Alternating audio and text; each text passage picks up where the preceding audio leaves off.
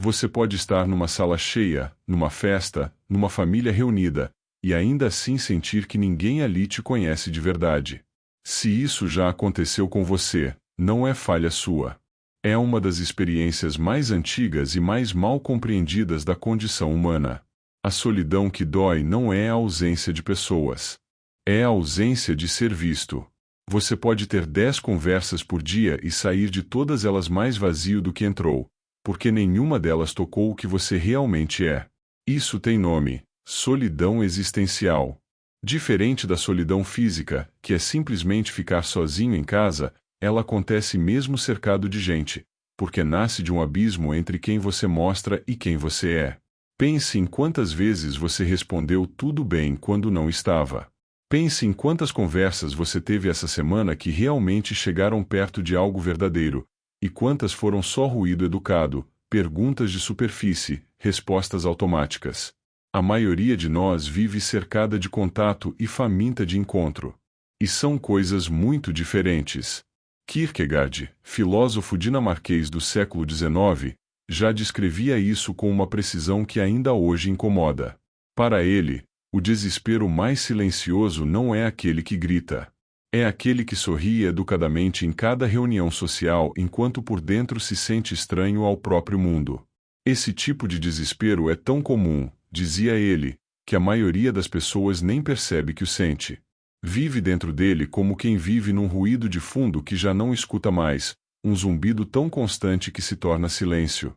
Isso explica por que tanta gente que parece ter tudo, uma vida social cheia, um emprego estável, uma rotina organizada, ainda assim carrega essa sensação de vazio que não sabe nomear.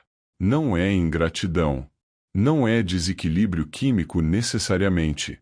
É, muitas vezes, o preço de uma vida vivida na superfície das relações.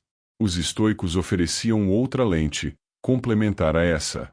Epicteto insistia que grande parte do nosso sofrimento vem de colocarmos nossa paz emocional em coisas que não controlamos, e uma das coisas que mais fazemos isso é com a compreensão alheia. Esperamos que os outros nos entendam sem esforço, que percebam nossa dor sem que a expliquemos, que validem quem somos sem que precisemos nos mostrar. Quando terceirizamos inteiramente nosso senso de pertencimento para a leitura que os outros fazem de nós, garantimos, quase matematicamente, a própria decepção. Porque ninguém lê perfeitamente o que não foi dito. E vivemos numa época que piora isso de um jeito específico. Nunca estivemos tão conectados tecnicamente e tão distantes emocionalmente. Você pode trocar 100 mensagens em um dia e não ter uma única conversa que chegue perto do que você sente de verdade.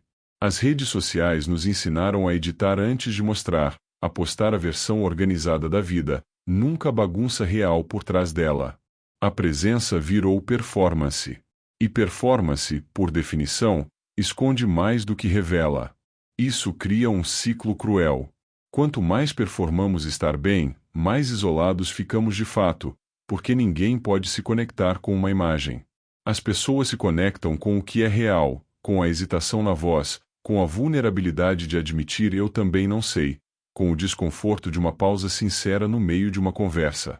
E é exatamente isso que a maioria de nós aprendeu a evitar a todo custo. Então, o que fazer com tudo isso? Primeiro, é importante entender que a solução não é sobre encontrar as pessoas certas, como se fosse uma questão de sorte, de finalmente cruzar com alguém que vai simplesmente entender você sem esforço nenhum. Isso raramente acontece, e esperar por isso é uma forma sofisticada de adiar a própria vida. O que realmente muda as coisas é parar de esconder as partes de você que você julga inconvenientes demais para os outros verem. A tristeza que você disfarça de cansaço. A dúvida que você disfarça de certeza. O medo que você disfarça de indiferença. Cada vez que você esconde isso, você protege a si mesmo de um julgamento possível, mas também fecha a porta para qualquer conexão que pudesse acontecer ali. A conexão real exige risco. Exige mostrar algo verdadeiro antes de saber se será bem recebido. É desconfortável, é vulnerável, e é exatamente por isso que a maioria das pessoas espera segurança total antes de se abrir, uma garantia de que não serão rejeitadas, julgadas ou mal compreendidas. Só que essa garantia nunca chega.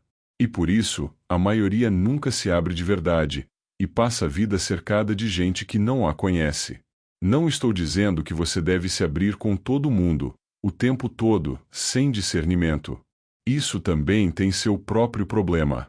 Mas vale perguntar: existe pelo menos uma pessoa na sua vida com quem você poderia arriscar um pouco mais de verdade do que arrisca hoje?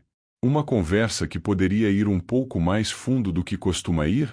Se você se sente sozinho mesmo cercado, talvez o problema não seja a falta de gente ao seu redor.